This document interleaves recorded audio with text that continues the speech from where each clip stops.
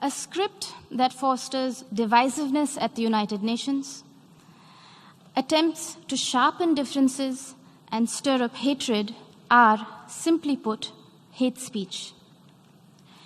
Rarely has the General Assembly witnessed such misuse, rather abuse, of an opportunity to reflect. Words matter in diplomacy.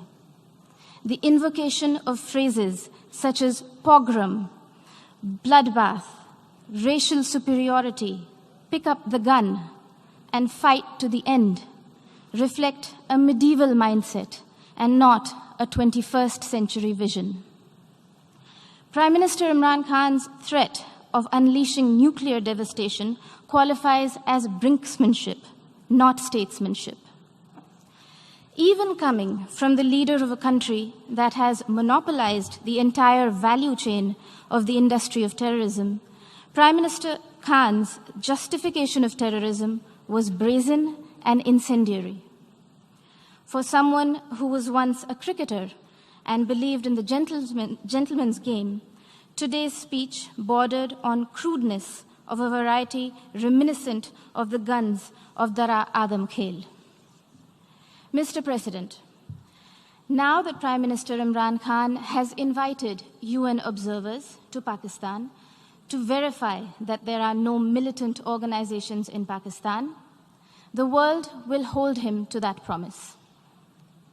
Here are a few questions that Pakistan can respond to as a precursor to the proposed verification. Can Pakistan confirm the fact that it is home to 130 UN-designated terrorists and 25 terrorist entities listed by the UN as of today?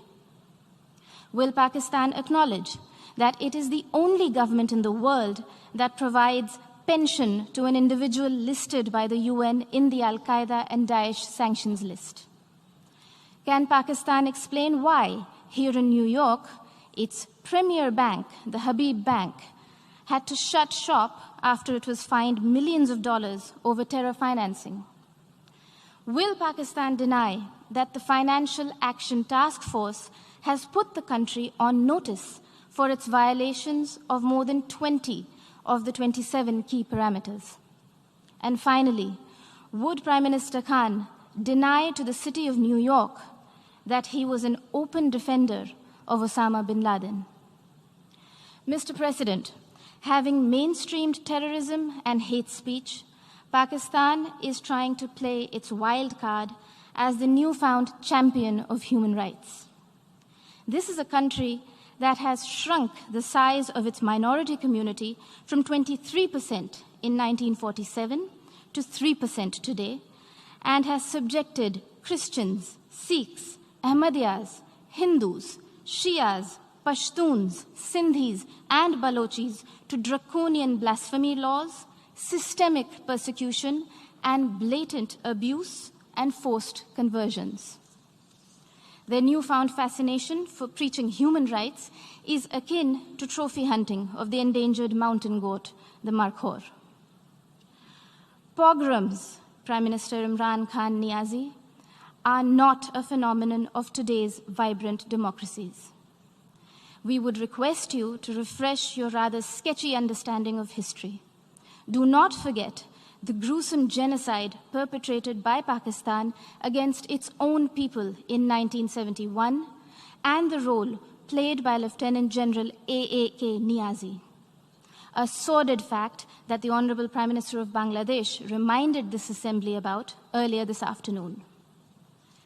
Mr. President, Pakistan's virulent reaction to the removal of an outdated and temporary provision that was hindering development and integration of the Indian state of Jammu and Kashmir stems from the fact that those who thrive on conflict never welcome the ray of peace.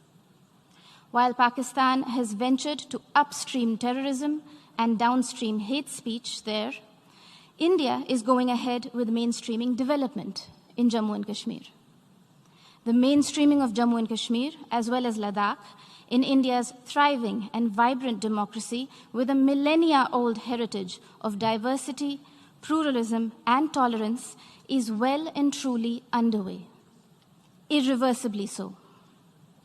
The citizens of India do not need anyone else to speak on their behalf, least of all those who have built an industry of terrorism from the ideology of hate. I thank you, Mr. President.